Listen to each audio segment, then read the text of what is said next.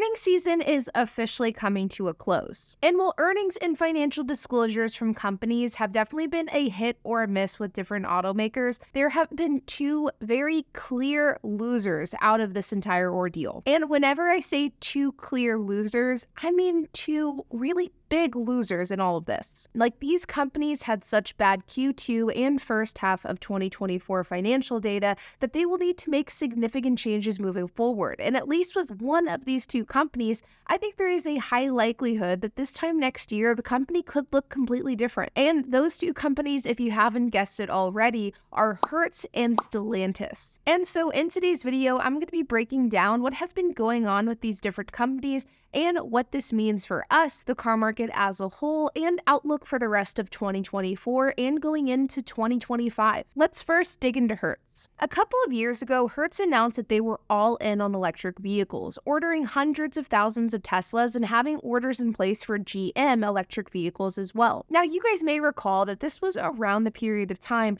where it felt like everybody was super gung-ho on electric vehicles. Automakers were pledging to go all EV, people were adopting EVs in what felt like a somewhat rapid pace. The government was leaning into pro-electric vehicle legislation, and even third-party companies like Hertz were buying into it all. But then abruptly last fall, it seemed as though the overall consumer sentiment surrounding electric vehicles changed pretty abruptly. And it seems as though a lot of people all at once suddenly had the consensus of, you know what, maybe electric vehicles aren't the answer, at least right now. And it felt just like that. The overall sentiment surrounding electric vehicles shifted virtually overnight. And automakers, legislatures, and companies like Hertz began to backpedal and pivot from their decision to go heavily investing into EVs. Hertz announced that they would not be continuing with their Tesla and EV orders, and they would actually be offloading most, if not all, of the electric vehicles that they currently had. And this resulted in Hertz putting most of their electric vehicle fleet, but mostly at the time it was Teslas, up for sale to the public market for people like you and I to buy. I fully believe that there is a valid argument to be made that whenever it comes to timing, Hertz literally couldn't have done this at a worse time. And they bought their Tesla vehicles at a near peak for Tesla pricing, and they sold Tesla vehicles after Tesla price cuts had already been done. Like, literally, you couldn't ask for worse timing. And so while Hertz no doubt got some sort of fleet discount on their large order with Tesla, it did not offset the fact that Tesla market was a day and night difference between when Hertz placed their first order with Tesla and when Hertz decided to sell their Teslas. When Hertz decided to sell their Teslas, the Tesla market was already down, but you could argue that Hertz sent that market going down even further because of the flooding of used Teslas that entered the market once Hertz decided to offload their fleet. This resulted in massive depreciation for Hertz that has been plaguing them throughout the entire 2024 year. And so though in Q2 of this year, even though revenue was only down by 3.45% for Hertz, net income was down a whopping 722.3%. 722.3%. Hertz lost $865 million in Q2 of 2024. Hertz missed revenue expectations by only about 4.3%, but they missed earnings per share estimates by over 20%. This $865 million loss can largely be attributed to the fact that Hertz has had accelerated and larger depreciation than normal because of their sell-off of their Tesla fleet. In fact, in Q2, their average depreciation cost per vehicle per month was $600 per month, which was 3 times the average of the same time last year. Next is Stellantis. Stellantis is the company behind Jeep, Dodge, Ram, Chrysler, Fiat, Maserati, Alfa Romeo, and if you've been watching this channel for a while, you've probably heard me talk about Stellantis quite a bit, because Stellantis, well, has been struggling for a while now. Stellantis brands consistently have some of the largest amount of inventory available to buy of any other automaker on the market today. Their brands pretty much across the board have some of the largest discounts across the car market today due to low demand. And just about a week and a half ago, Stellantis reported a 48% drop in net profit for the first half of 2024,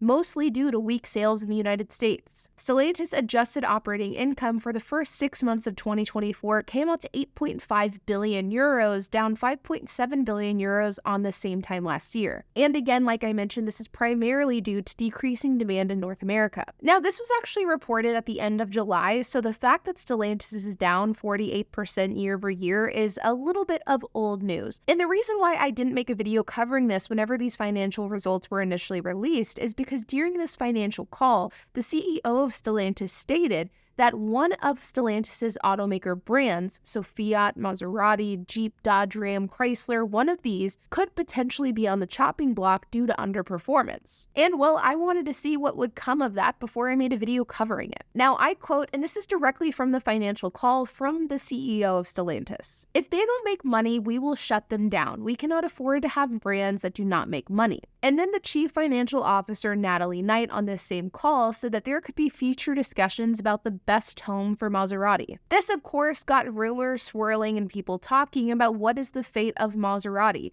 Would it be closing down entirely? Would Stellantis just simply be selling it? Would it be merging with another brand? But within the last few days, Stellantis sent out a statement regarding Maserati stating that Stellantis has no intention of selling the Trident brand, just as there is no intention of aggregating Maserati within any other Italian luxury groups. But I'm going to be honest, I don't know if I entirely buy that, and I think that if a brand under the Stellantis umbrella is going to be sold, we're not going to hear about it from Stellantis until that deal is completely done, or at least very, very close to being done. Because the reality is, regardless of what Stellantis wants to say, Maserati is struggling. Not only does their quality and depreciation suck, but their global sales have fallen by 50%, and it's hard to believe that the sale of Maserati isn't at the very least on the table moving forward. But there are, of course, a lot of brands that Stellantis could potentially get rid of. You have Jeep and Ram, two brands under this umbrella, but two brands that I can't see them getting rid of either. Alfa Romeo could be a possibility, though their global sales are on the up and up, and they had some of the best recent months that they've ever had. Fiat, a brand that has been a dog here in the United States and would potentially make sense to take away from the US market,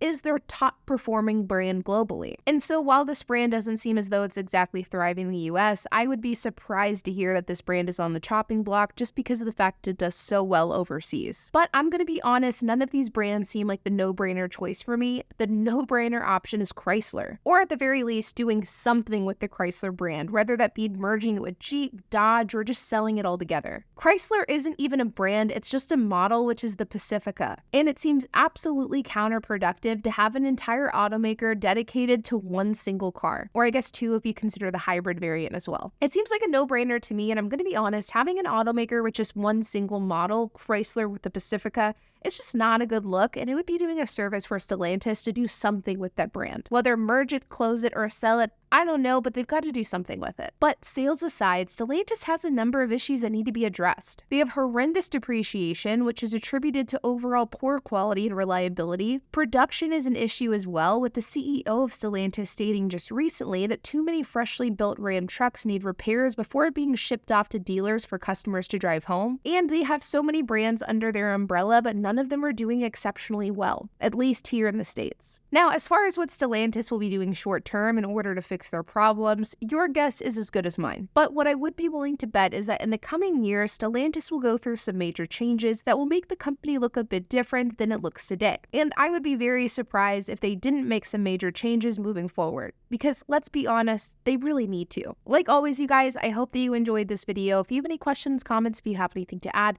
I would love to hear it, so make sure to leave a comment down below. And while you guys are at it, make sure to hit the like button, hit that subscribe button, and hit that notification bell. And I will see you guys in the next video.